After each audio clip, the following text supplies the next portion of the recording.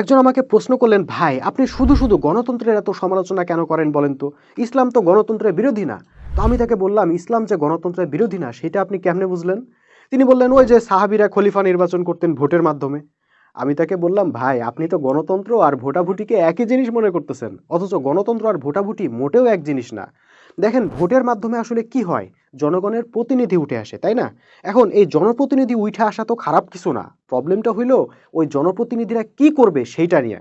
তারা কি নিজেদের তৈরি বিধান দিয়ে রাষ্ট্র চালাবে নাকি আল্লাহর বিধান দিয়ে রাষ্ট্র চালাবে, সেইটা নিয়ে ইসলামের সঙ্গে গণতন্ত্রের আসল বিরোধ। গণতন্ত্রের নামে বর্তমানে যে সিস্টেমটা চলতেছে, এই সিস্টেমে জনপ্রতিনিধিরা নিজেদের খেয়াল খুশি মোতাবেক আইন রচনা করে। আল্লাহর দেওয়া মানদণ্ড মানতে তারা বাধ্য থাকে না, অর্থাৎ এমপিরাই চূড়ান্ত সিদ্ধান্তদাতা, বিধানদাতা বা ইলাহ হয়ে যায়। অথচ ইসলামের সাফ কথা হইল, আল্লাহ ছাড়া কোনো ইলাহ বা বিধানদাতা নাই। যে বিষয়ে আল্লাহর কোনো হুকুম আছে, বিধান আছে, সে বিষয়ে অন্য কারো বিধান মানা যাবে না। একেই বলে আল্লাহর সার্বভৌমত্ব। সুতরাং ইসলামের সাথে এই প্রচলিত গণতান্ত্রিক ব্যবস্থার বিরোধটা নির্বাচন নিয়ে নয়, বিরোধটা মূলত সার্বভৌমত্ব নিয়ে। আল্লাহর সার্বভৌমত্বের আন্ডারে আপনি যত খুশি নির্বাচন করেন, কোনো অসুবিধা নাই। কিন্তু যে রাষ্ট্রে মানুষের সার্বভৌমত্ব প্রতিষ্ঠিত আছে, সেখানে নির্বাচন করা মানে হইল সেই মানুষের সার্বভৌমত্ব ভিত্তিক ব্যবস্থাকে সমর্থন দেওয়া, যা কোনো মোমেনের কাজ হইতে পারে না।